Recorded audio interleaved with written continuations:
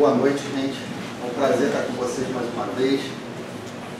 Sempre que eu estou aqui eu fico muito feliz, eu falo isso toda vez que eu vier aqui, eu espero falar isso. Estar falando isso de coração sempre. Realmente é muito bom ver todos vocês aqui. Sempre que eu estou aqui eu vejo rostos novos, vejo pessoas novas, também vejo rostos conhecidos e é sempre bom rever pessoas, rever irmãos, amigos caminhando na fé. E de modo que eu fico muito feliz. Sempre que eu venho aqui, eu não falo de boca para fora, eu venho aqui mais por mim do que por vocês. Eu venho aqui para renovar a minha fé, para acreditar que a igreja ainda é possível, que ainda é possível a gente pregar um evangelho relevante, seja lá onde for que nós, seja lá o lugar que estivermos, seja lá onde estivermos, como estivermos. Isso para mim é muito importante. Também ver a quantidade de pessoas jovens que eu vejo aqui, isso também me faz muito feliz. Hoje eu sou pastor de jovens e eu fico muito feliz em ver pessoas já no início da construção da sua vida, vamos dizer assim, buscando o seu Criador.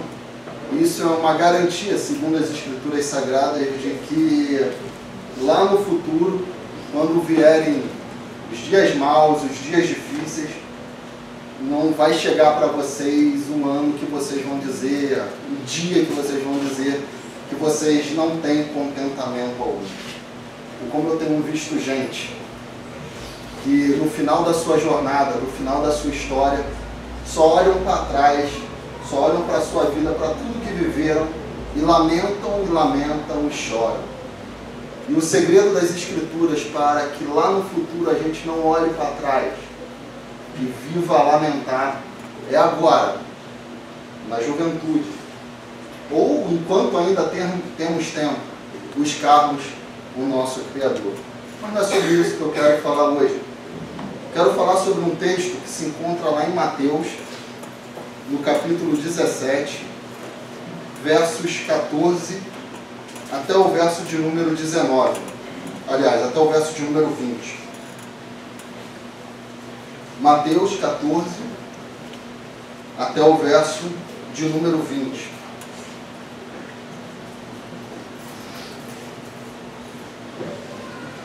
Eu vou ler o texto. Diz assim: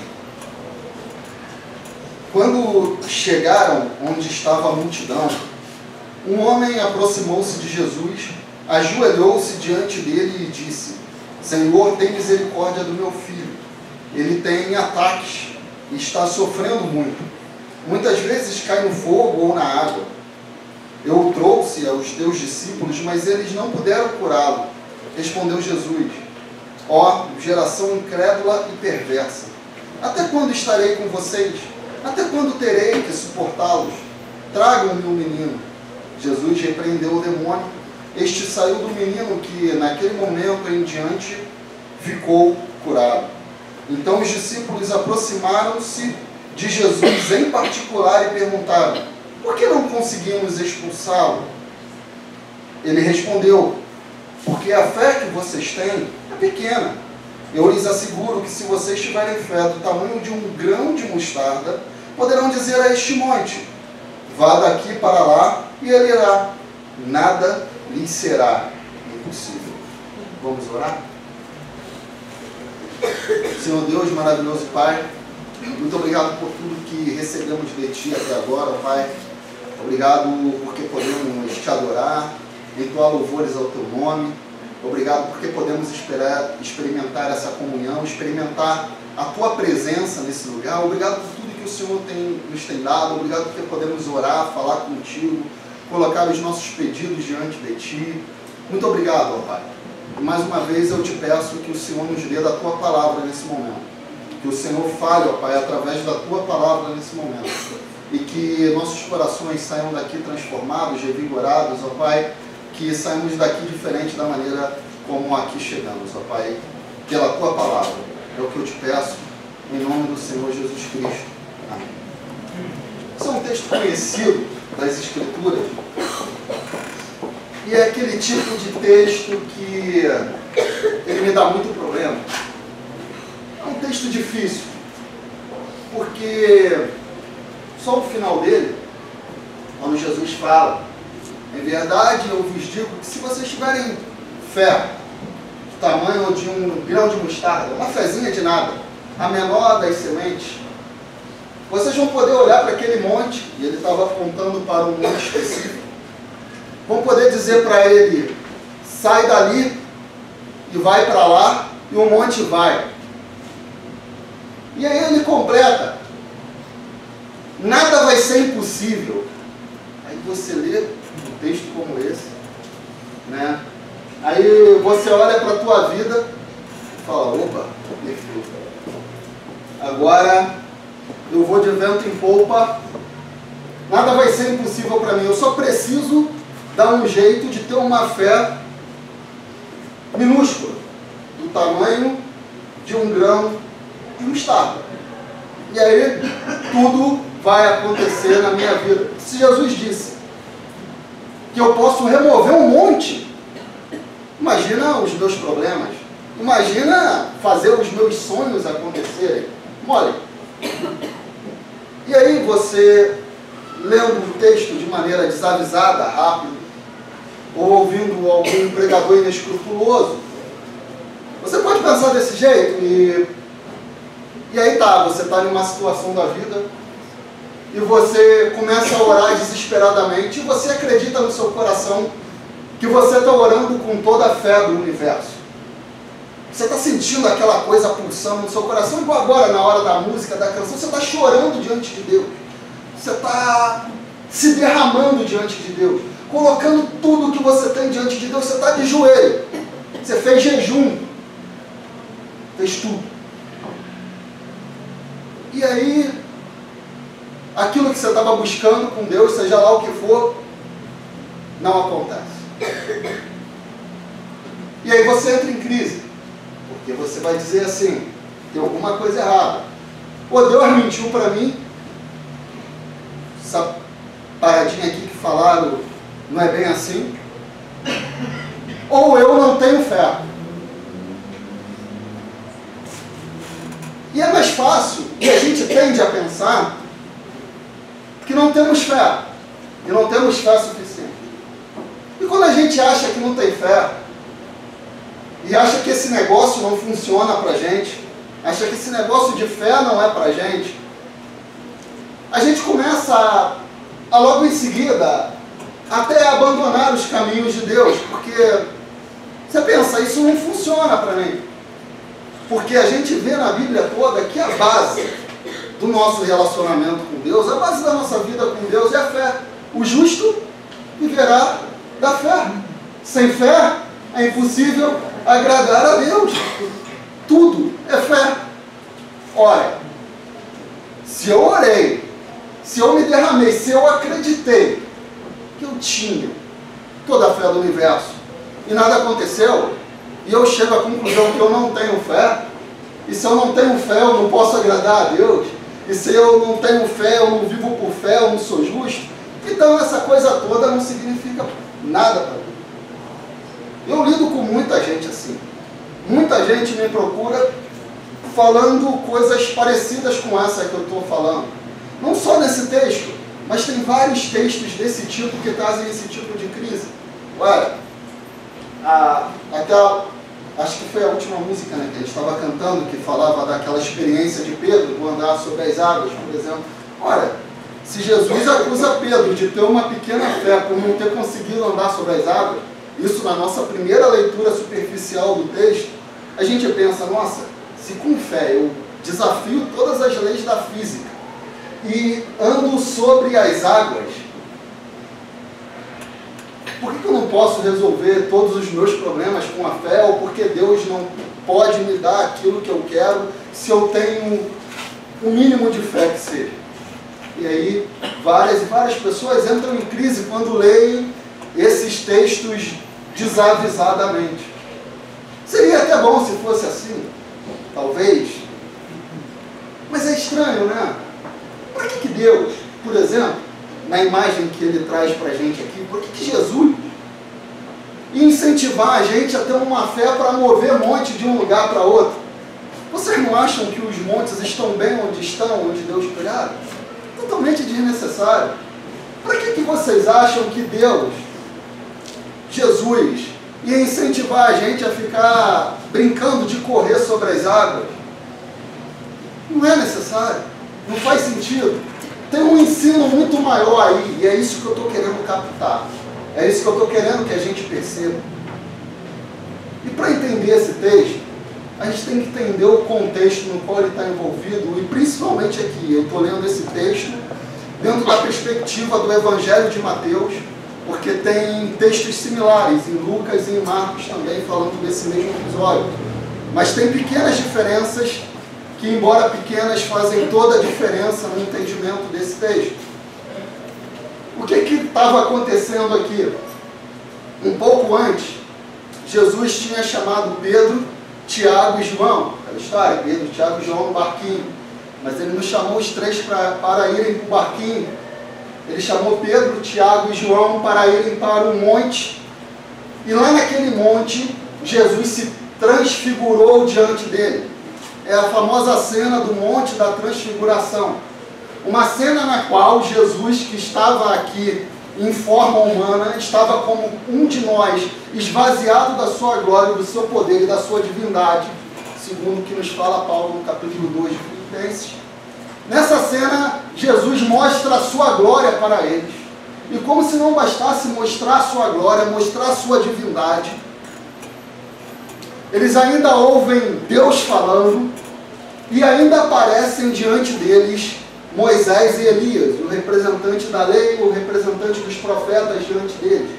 Uma cena maravilhosa, uma cena que eles ficam espantados. Imagina, vendo o Jesus que eles estavam vendo curando pessoas, pregando, ensinando, dizendo quem ele era, mas ali naquele momento eles estavam vendo toda a glória dele.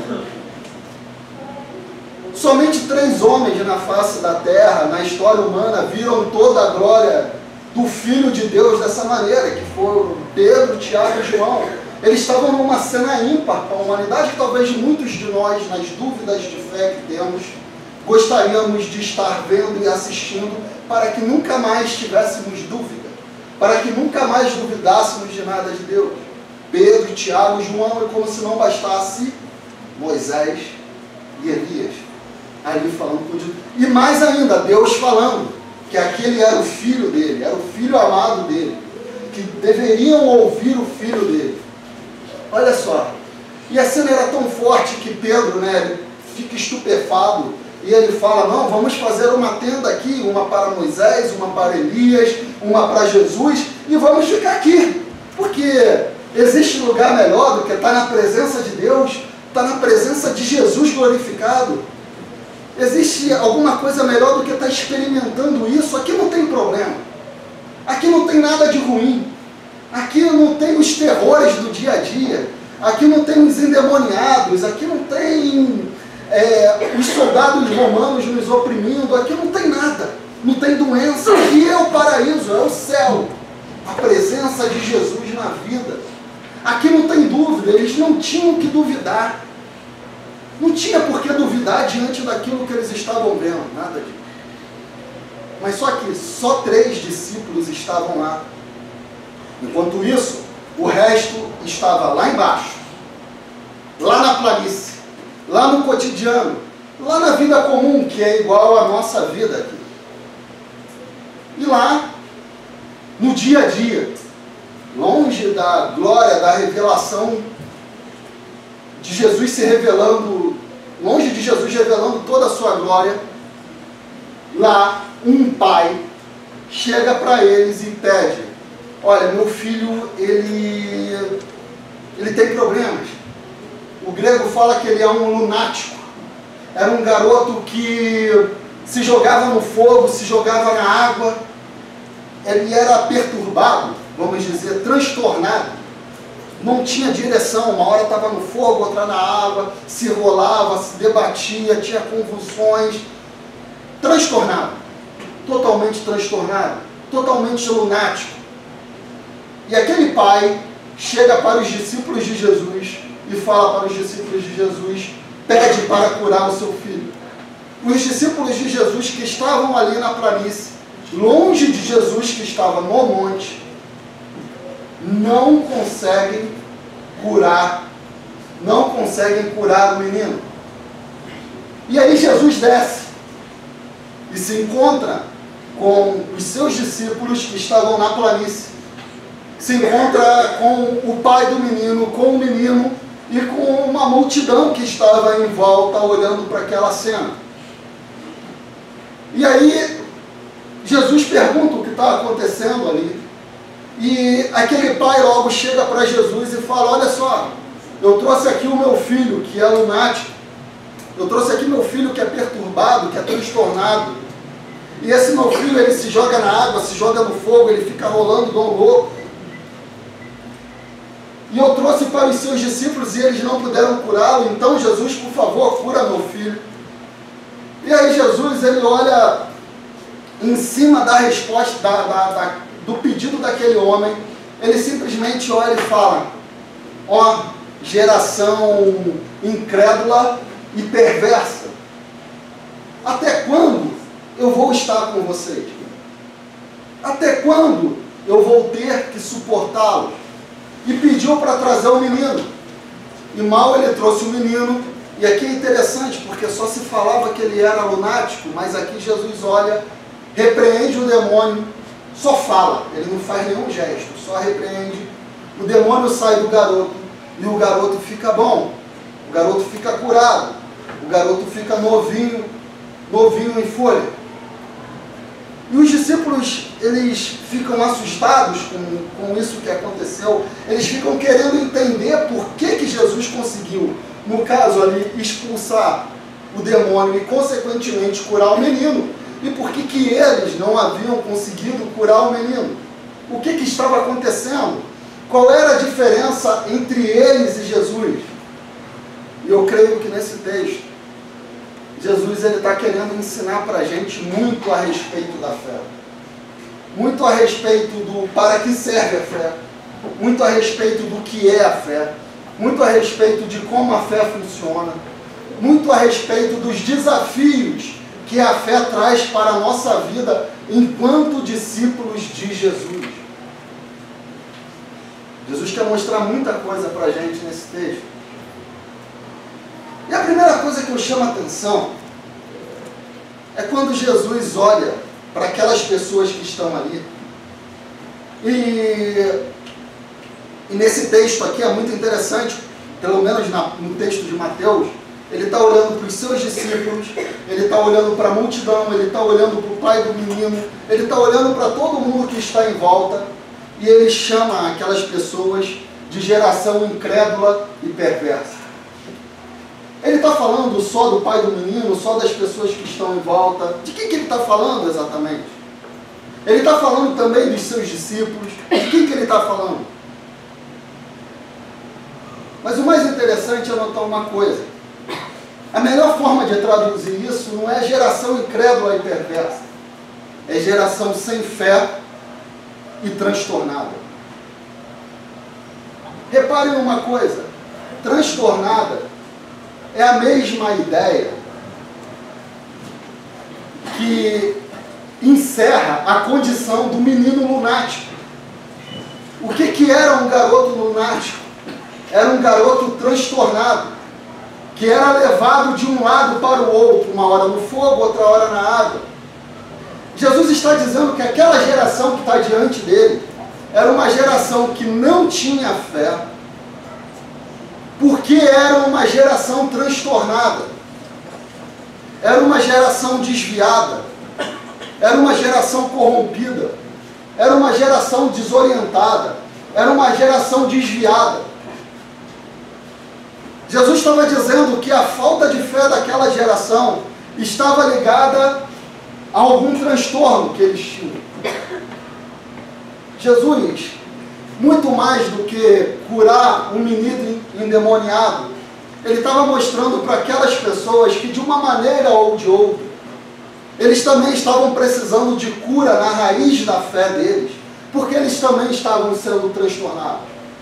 Eles também estavam sendo levados de um lado para o outro por vários ensinos, por vários conceitos, inclusive pelos conceitos errados que eles tinham a respeito de Deus e de Jesus, a respeito do que eles esperavam do próprio Jesus enquanto Messias. O Messias talvez só milagreiro, só libertador do povo romano. E isso, nesse caso, vale inclusive para os próprios discípulos dele, porque nas cenas anteriores, quando Jesus começa a narrar para os seus discípulos que o caminho dele é o caminho da cruz, não o caminho do trono, os discípulos não aceitam, os discípulos não entendem. Eles chegam a dizer: de maneira nenhuma isso vai acontecer com o Senhor. Eles não compreendem isso. E por que eles não compreendem? Porque os discípulos igualmente estão transtornados por todos os ensinos contrários aos ensinos de Jesus que eles haviam recebido. Eles estão transformados pelo que eles esperavam. E o que eles esperavam dominava mais a vida deles do que os ensinos que Jesus estava trazendo, estava tentando mostrar. O meu caminho vai me conduzir até a cruz. E isso para eles era muito difícil de se aceitar, porque a ideia deles era que o caminho do Messias fosse um caminho que conduzisse até o trono, para que eles pudessem reinar com o Messias. Eles não esperavam um caminho em que eles teriam que tomar uma cruz junto com o Messias para viver com o Messias, mas um caminho de honra e de um caminho de glória com o Messias. E aqui nesse ponto, por causa desse transtorno de tudo isso, aqueles discípulos que andavam com Jesus também não tinham a fé necessária. E não tinham a fé, e a gente nota isso por tudo que eles entenderam errado. Os próprios 3 discípulos que estavam lá no Monte da Transfiguração, que queriam fazer uma tenda para Jesus, para Moisés e para Elias, logo depois foram levados a um outro monte, ao Monte das Oliveiras. E o que eles fizeram no Monte das Oliveiras? Dormiram. Eles perderam a chance de ver a glória de Jesus às avessas, de ver o Jesus não mostrando a sua face divina, mas mostrando a sua face mais humana, orando, agonizando diante do Pai, de tal maneira que Lucas, como médico, sempre atento aos detalhes do corpo, fala: o seu suor se tornou em grandes gotas de sangue que escorriam até o chão. Esses discípulos compreendiam muito bem a glória, queriam muito bem o Monte da Transfiguração, mas o Monte das Oliveiras, a glória de Jesus às avessas, que talvez esperasse por ele, que era o que esperava por eles, mais à frente, eles não queriam ver, eles não queriam entender. Sem entender isso tudo, sem perceber isso tudo, faltava muito para eles terem uma fé pequena, como um grão de mostarda, uma fé que pudesse fazer com que eles, de fato, pudesse curar aquele menino endemoniado, pudesse curar um menino endemoniado.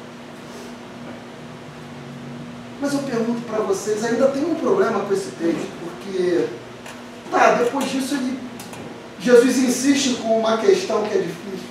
E o monte? Levar um monte para um lado, levar um monte para o outro, nada será impossível para vocês. O que Jesus está dizendo com essas coisas? O que Jesus está dizendo?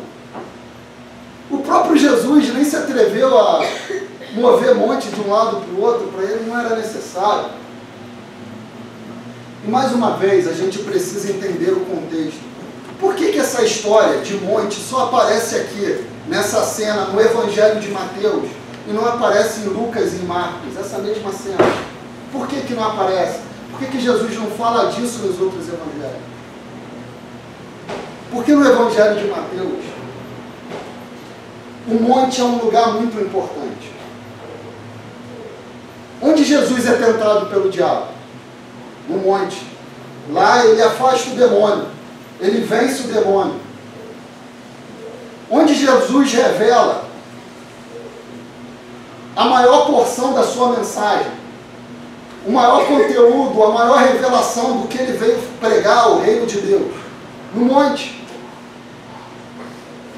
Uma das cenas em que Jesus realizou mais milagres. Quando Jesus sobe em um monte de gente vai com ele cura surdo, aleijado, cego, tudo que é tipo de gente. E logo depois ainda multiplica os pães. No monte. Onde Jesus revela a sua glória? No monte. E por final, e ainda mais, onde Jesus revela a sua glória às avessas? No Monte das Oliveiras. Onde Jesus é crucificado? No Gólgota, no Monte do Gólgota. E onde Jesus revela para os discípulos que a partir daquele momento ele era o Todo-Poderoso, que foi dado a ele todo o poder nos céus e na terra. No Monte da Galileia. O monte, no Evangelho de Mateus, tem um lugar central na revelação de Deus.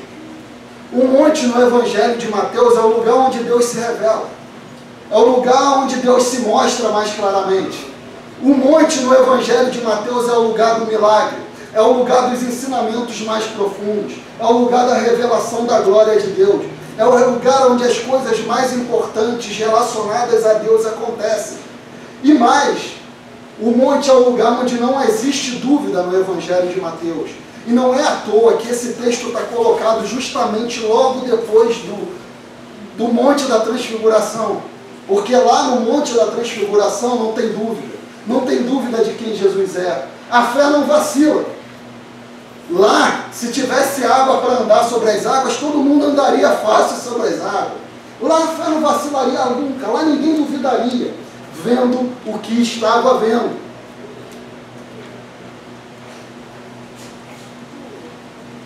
Mas o problema acontece. Isso não é só no Evangelho de Mateus, é porque o Evangelho de Mateus é o Evangelho que tem mais ligação com o Velho Testamento de todos os outros Evangelhos. Mas há um problema muito grave que acontece de diferenciação entre o monte e o que está acontecendo na planície. Eu lembro de Moisés, ele sobe no monte para receber a revelação de Deus, os 10 mandamentos, e o que o povo faz lá embaixo, na planície? O bezerro de ouro. Moisés sobe no monte, enquanto erguia as mãos, o povo lá com Josué vencia os amalequitas. Mas se Moisés abaixasse a mão no monte, o povo perdia. Elias no Monte Carmelo silencia os profetas de Baal, ele desce do monte, o próprio Elias treme de medo e sai correndo e entra numa caverna em depressão.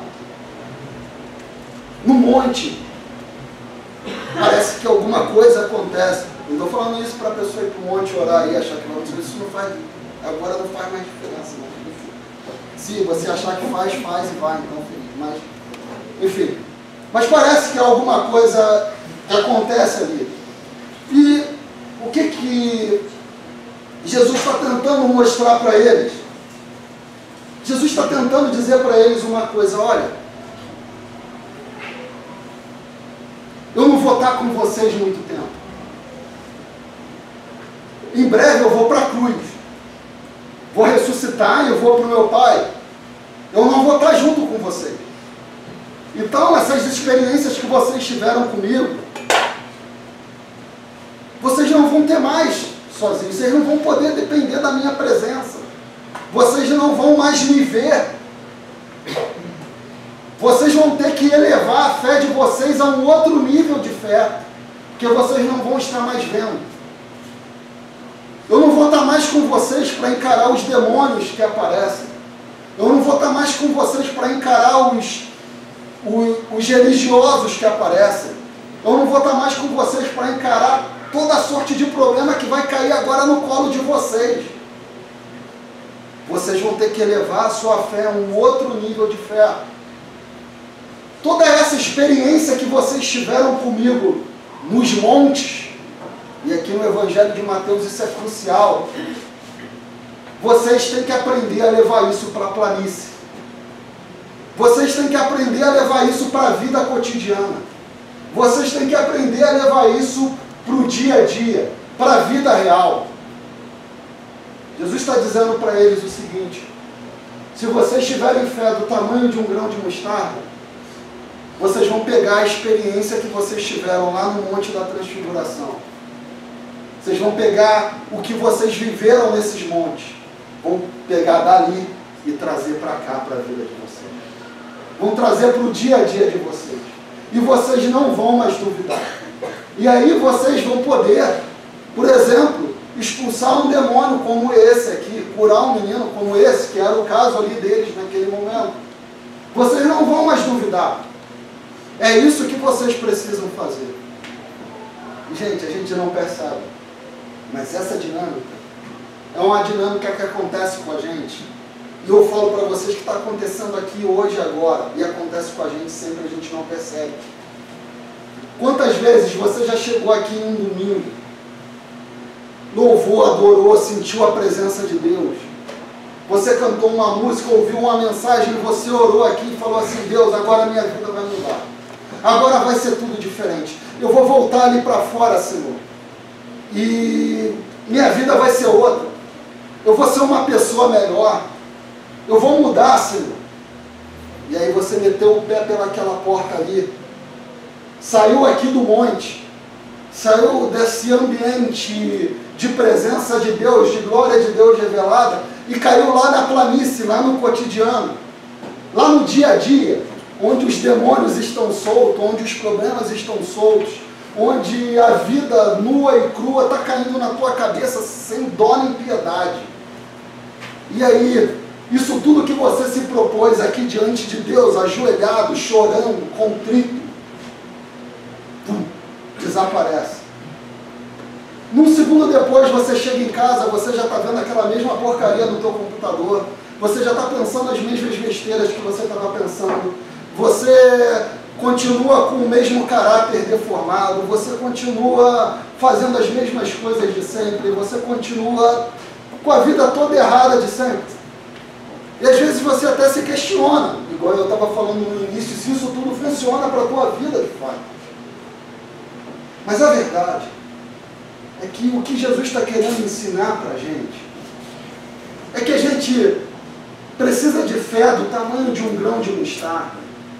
É para justamente a gente conseguir trazer para a nossa vida, para o nosso cotidiano, essas experiências com Deus que a gente tem aqui. As experiências com Deus que a gente tem na nossa vida comunitária. A gente precisa levar isso para lá. Lá fora as pessoas precisam ver que somos diferentes, que temos uma fé que faz diferença na nossa vida.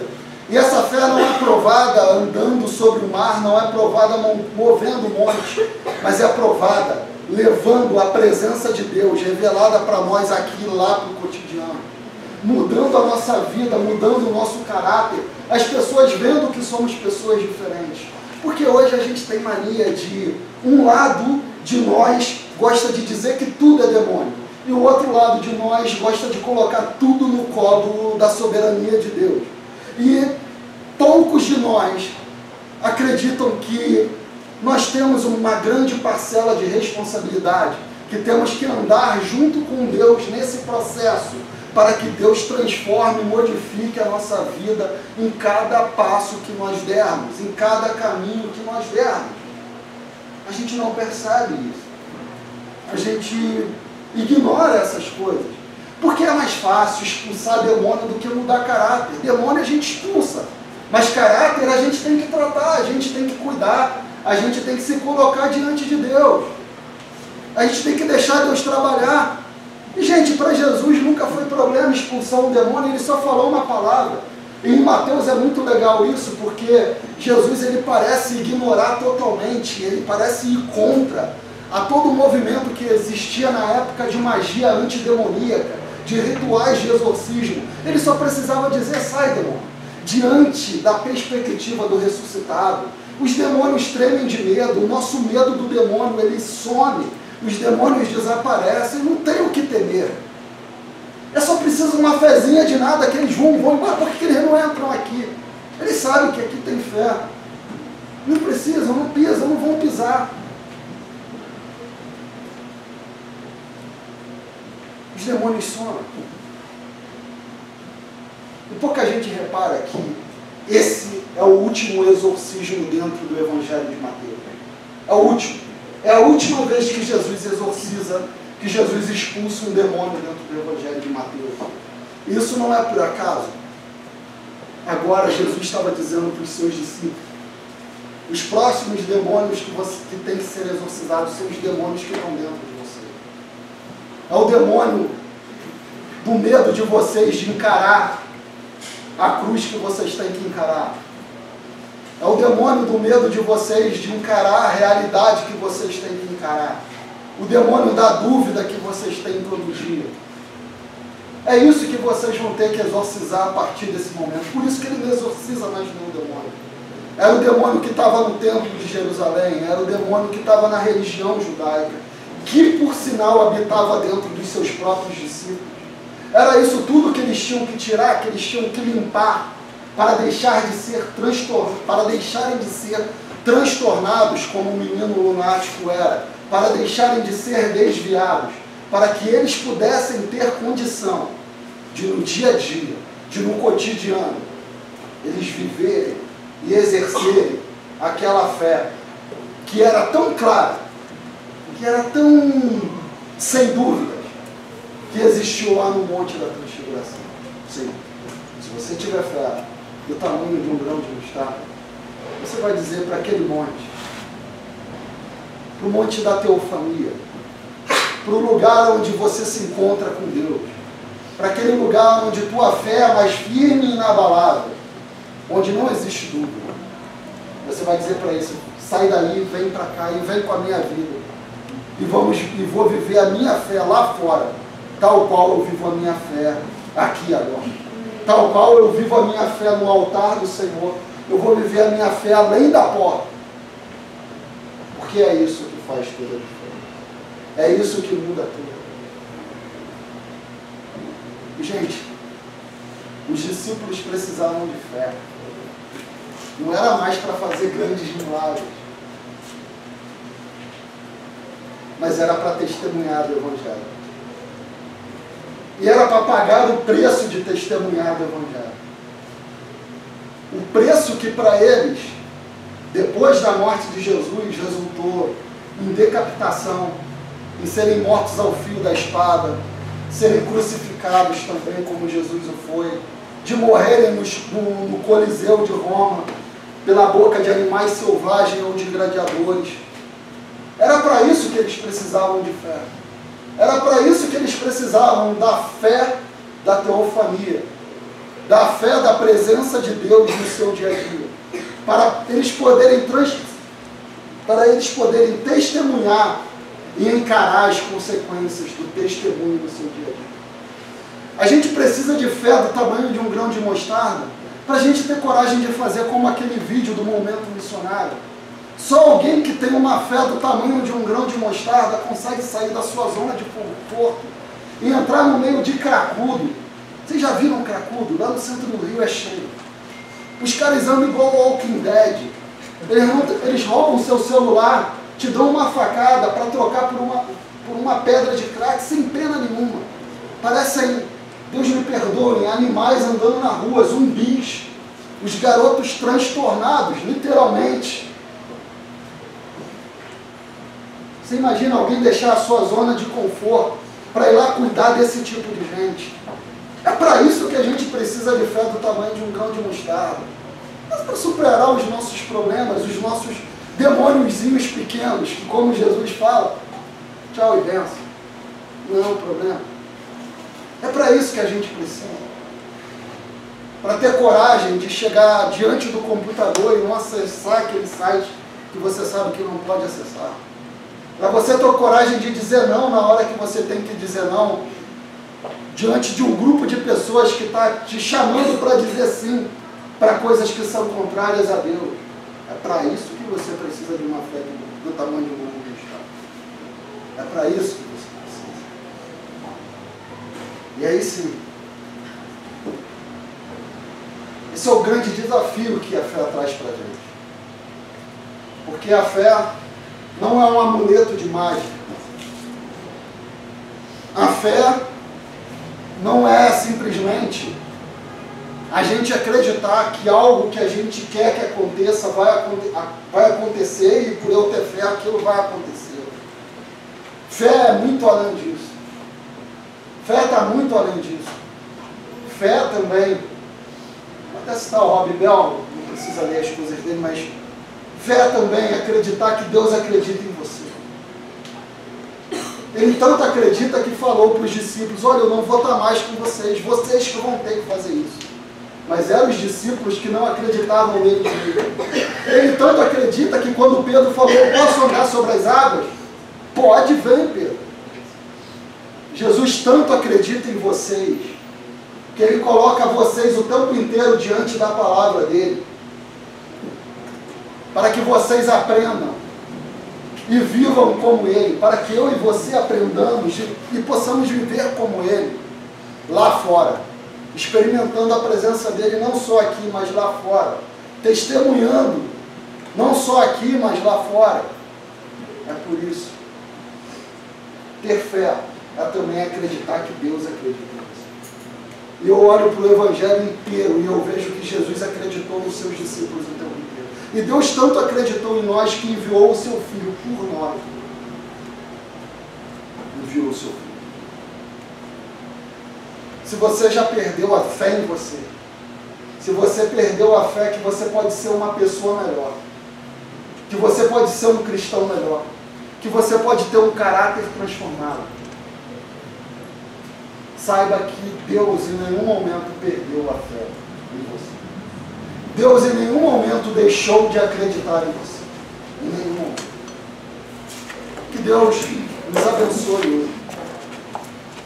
E que saiamos daqui com uma perspectiva de fé muito diferente do que nós tínhamos antes de entrar aqui dentro.